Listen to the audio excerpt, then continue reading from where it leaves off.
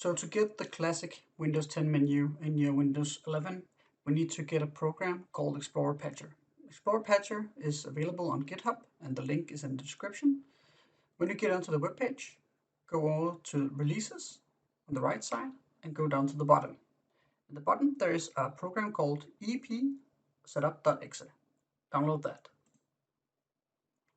So if you're using Edge, you might experience this. That is not commonly downloaded, so you need to trust it. So let's keep it. And we are going to keep it anyway. Let's open the file. So now the program has started up. As you can see, the Windows 10 menu is in the bottom. But the problem is, if you press the Windows button, you still get the Windows 11 menu. Let's change this. The taskbar style is Windows 10, which we would like to have.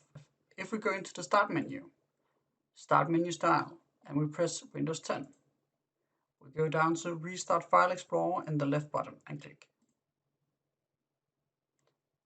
If we press the Windows button, there's still the issue that it's actually in the middle of the screen, and we would like to have it in perhaps the left side. If we go back to the Start menu, you can see the position on the screen. Let's choose a screen edge, and let's press again. Now you have the classic Windows 10 menu in Windows 11. Thanks so much.